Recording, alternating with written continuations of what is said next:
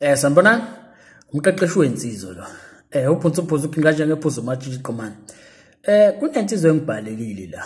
Umfowethu ubhalile wathi, "Dear mqeqeshi, kunjani mfowethu? Ngiyathemba uyaphila." Well, ngiyaphila mfowethu, ngithembe nawe ukuthi uyaphila la ukhona. Uthi umfowethu, "I have a problem here. I fought with my girlfriend. Manje ngidinga umbono wakho on the matter." Uthi ubafike ngahlela lilanga to see her. So when the day came to go to the date, she went to Limpopo and didn't tell me.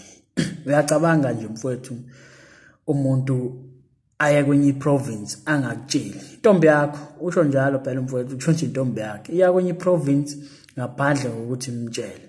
So uyabona ukuthi lo muntu akakuhloniphi kanjani, akawuboni umsebenzi wakho, we boyfriend yakhe but uyafana nomuntu ongekho, yabo. So umuntu umekwazi ukuhlela izinto ngaphandle kokuthi akutshele, awukwazi phela ukwenza iphathi ngingazi mina njengesoka lakho, yabo. Kusho ukuthi yantelela, kusho ukuthi awungihloniphi lapho, yabo. So njobe ya kwenye province ngaphandle kokuthi akutshele, lo muntu akahloniphi, yabo. That's why ngithi kufanele understand ukuthi khona abantu abasothandweni but abekho right, yabo. So enye yezinto mangabe uzimisele ngempela ukuba sothandweni, kufanele understand ukuthi kufanele ucompromise. You must compromise. First thing kufanele ucompromise pride yakho. Futhi pride le phonse lapha ngewind, yabo. So uma uzoza ngepride wena kuzoba nenkinga manje. Kunezinto kufana nokuzehlisa nje. Kuyini ukumtshela umuntu cha mhlambe ngesakwazi ukuthi sibonane ngosuku lokuthi mhlambe nginohambo lweLimpopo. At least umuntu wakho azi. Mhlambe ngalelo langa uzohamba niyaphinde niyakhuluma bese akutshela ukuthi hayi ungithinta uma usufikile, yabo. Mhlambe uzofika ngo6 noma ngo7 ebusuku. Makushaya leso sikhathi mhlambe noma kushaya u8 ebona ukuthi hayibo nanga umuntu engafika, uzoqala panic akufonela akubuza ukuthi hayibo usufikile yini, akucheck ukuthi uhambe kahle yini. Makuthi uyakufonela akakutholi, uzoqala mhlawumbe makhona umunye umuntu amaziyo wakini aqala abuza ukuthi hayibo bani ngiyamfonela ngimtholi, bese ngeke nakhuluma yini nami, yabo. But nje uyaxhumana nomuntu othandana naye, akwazi ukuhlela izinto ngaphandle kokuthi umtshele. Ngelinye ilanga mhlawumbe njengoba uhamba eLimpopo uzovelela inkinga endleleni, yabo. So uyophatheka kanjani ke mase ethola ukuthi wena waye eLimpopo, mhlawumbe waba nengozi le Limpopo but wena uzange uzumtshele, yabo. So ungamhloniphi lokho. So kubalekile ukuthi nixhumane nomuntu wakho umazisa izinto. Ngelinye ilanga njengoba ngisho ukuthi uyothi ngothi ngisemsebenzini ngikushiye endlini udayisa indlu, yabo. Ngithi ngiyabuya indlu ayikho, uzange ungitshele ukuthi wena udayisa indlu ehlala kuyona. So uyathanda uthandi uma ubasa uthandweni ezinye izinto ngisho athi uthanda ukuzenza fanele ucompromise because senibabili manje awusekho wedwa, yabo. So akufanele uzicabangele wena wedwa ube selfish wenza into ezovuna wena kuphela omunye umuntu ingamcabangeli. Uyacabanga lo muntu uhlelile wazi kahle ukuthi ngolesithathu mhlambe uzohlangana nawe, kuyaba uyakuthinta wena usatholakala. So intombazane mangabe ihlaniphile uma ukuthi khona ushintsho selenzakele ngesakwazi ukuhlangana nawe, ake ngithi nje intombazane esikhulile ngokomqondo izokwazisa uyazi ngeke ngisakwazi ukuphumelela kusasa, nginento kanje noma ngibambile, yabo. Hlakaniphile ke lo muntu and futhi ukhulile ngokomqondo, hayi umuntu ozothula nje uzohamba manje uzofika but yena akazange azakutshela akakutshela ukuthi ngeke sakwazi ukuphumelela, yabo. But ke uthi umfowethu ke then I called her to ask what's going on. She said she's in Limpopo. Then I asked how can she cancel and not tell me. Wabuza kufanele mfowethu, wabuza kufanele. Uthi mfowethu she said yena useLimpopo and akazi ukuthi uzobuya nini. So uthi mfowethu ke within the 3 weeks university recess. Then I said her not telling me is a sign of disrespect. She said she doesn't owe me anything. We ended the call there. So wenza kahle mfethu wamtshela lapho ukuthi yabona lento yenzile ukungangihloniphi and ucingo njoba uthi wena we ended the call there kwaba kuhle ukuthi nivale lapha. Ngazi ukuthi yavala wena noma yavala yena but it doesn't matter. But kwakufanele yabona umuntu mangabe engahloniphi mfethu enye izinto ebalekile othandweni fanele uhlonipheke. Mangabe insizwa fanele uhlonipheke. Kungabe ukuthi umuntu akungene ekhukhwini uyangena uyaphuma ucocoma ekhanda kalula kanjalo nje, yabo. Ngoba once walahlekelwa inhlonipho kuyena awu uyobusenkingeni but ake sizwe kumfethu uthi ke then she called me after 2 days for like 7 times ake siphinde umfethu then she called me after 2 days okuchaza ukuthini umfethu akazange amthinte kushuthi ngalelo langa lelo esithi namhlanje kade bexabana ucingo lavalwa ngazi livalwa uyena noma livalwa umfowethu lo but mawulavalwa uyena nayo le kwabe isayini enkulu yokuthi uyakudelela akakuhloniphi but anyway kwaphela 2 days shuthi kulo 2 days ophelile wenza kahle wona mfowethu wenza njani wangaphinde wamfonela wangam WhatsApp noma wangenzani wayithulela nawo because lo muntu ukhombisisana ungakuhloniphi so akwazi ukuthi umuntu ofika ngakuhloniphi uphinde wena dlusa isikhathi uphinde ubuyele kuyena because mawenze njalo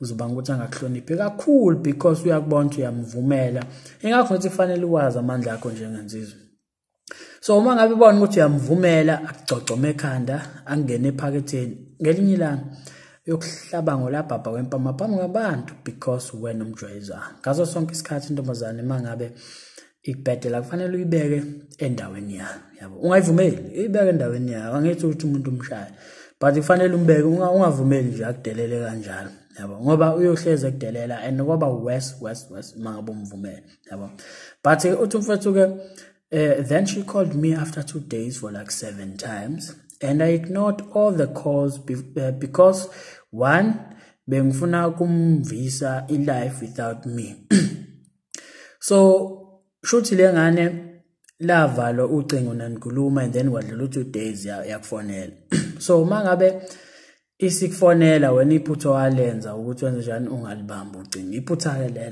iphutha lelo phela into ekufanele uunderstand ngamantombazane most of them bawo drama queen so akufanele wena ubu drama king wena kufanele ukwazi ukuyibuka idrama umuntu mesangana sangane lapha umbuko mase right ase calm bese uyakhuluma naye mesangana futhi kusekumvukela umbuko abe right ubuye ukhulume naye so wena lengane yakusanganela yabakhala iyabuyisiza wena shothi uhlalile phansi lo muntu athi yazi le ndlela engikhulume ngayo naye akayithandanga so yazi ehlisa ingane yathatha ifoni yayo ne-airtime yayo iyakufonela 7 times zonke awulibamba ucingo yabo so wilahle lapho uma umuntu esekubuyela kuwena esezihlisile akusho ukuthi wena fanele nawe ubudrama king ngokuthi uzibe ucingo lakho cha bamba ucingo ukhulume nawe umuzwe ukuthi mhlawumbe inhloso yakhe kwakwenza njani kawuxolisa ngendlela akhuluma ngayo bawo drama queen labantu akufanele wena ube udrama queen because ma udrama king mangabwenze njalo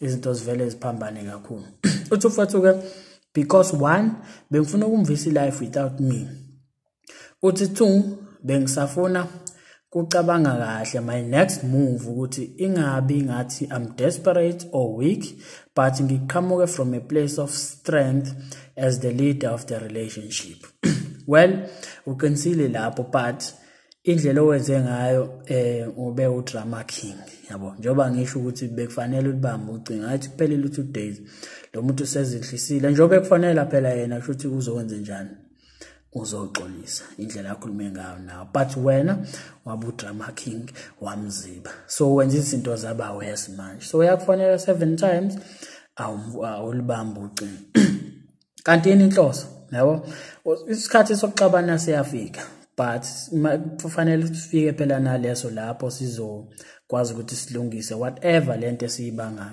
but yona mawusuzongafuna ukumnikeza ithuba umuntu ukuthi axolise then it's a problem uthi umfowethu ke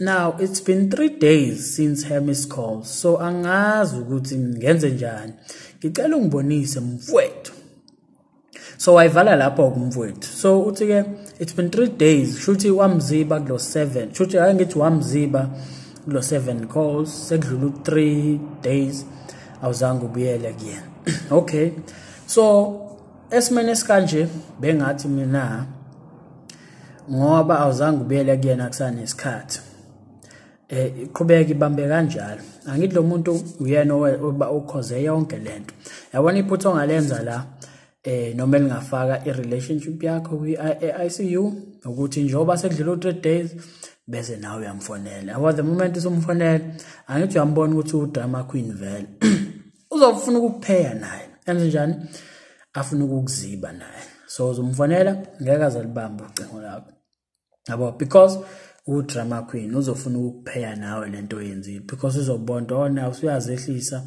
kanti yena mhlambe ubesathi ukuthela ukuthi angumfonelile lo muntu angalibamba ucingo lami and then wena usubuyela again after 3 days so into ebengakutshela yona thula kanje mhlambe kuzomthatha 3 or 4 days or 5 days usazofona kodwa I'm sure ukuthi usazofona so the moment efona ungenzi njengasekuqaleni libamba ucingo uzwe ukuthi uthini so I'm sure ukuthi uzozehlisa but ekuzehliseni kwakhe umtshele ukuthi awayithandanga indlela akhulume ngayo yena mangabe sehluleka ukuhlonipha azi ukuthi izinto ngeze zihambe phakathi ngeze zihambe kahle phakathi kwenu yabo umtshele nje kanjalo umtshele ukuthi nje kuba wogcina nje ukukhuluma nawe kanje uma ehlela into kubalekile ukuthi akutshele ngoba nawe uyamhlonipha uyamtshela mangabe kwenza into hayi ukuthi uzozwa nje ngoba into seyenzeka ukuthi hayi bengenza ukuthi kodwa kade kusahlelwe ngazange akutshela njengoba ngisho ukuthi mawuzimisela ukuba sothandweni ready ukuba sothandweni you must be willing to compromise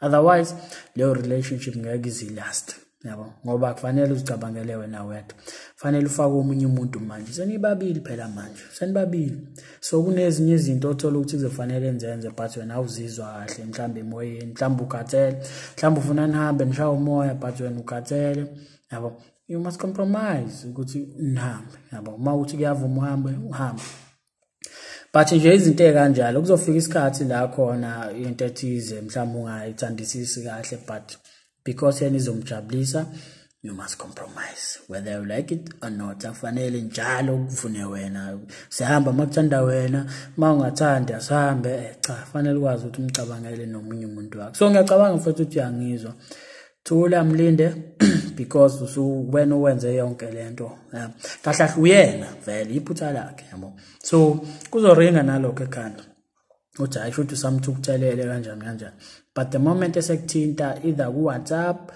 noma uyakufonela noma usend message fanele ke mangathi usend message noma WhatsApp ngakuhle wena ukuthi umfonele khona uzoza easy khona uzoza izwi lakhe on the phone njengoba ngihlezi ngitshela ngithi kuhlukile ukukhuluma nomuntu efonini uzizwi lakhe noma ukhulume naye ku WhatsApp yabo yonke lonto noma umuntu umbone isihlukile yabo so ngithanda ukuthi umuntu uzwe ivoice yakhe uzithone nje ivoice yakhe ukuthi injani because uyakwazi uunderstand uyisima kusona ukuthi kanjani yabo but i-text awukwazi ukum-understand ukuthi esimeni sikanje you just assume ukuthi uzizwa kanjani yabo so bengasho njalo ngithi mlindi uzobuya kwena mhlawumbe uzomthatha 5 days ukuthi abuye but mebuya make sure ukuthi uyalibamba ucingo lakhe umvumela azehlise but mbeke endaweni yakhe ukuze next time azokwazi ukuthi wena ngeke umvumela angene ekhukhwini lakho acocome ekhanda ezenzela umathanda la kuwena njengensizwa kubalekile ukuthi uwazi amandla akho nazo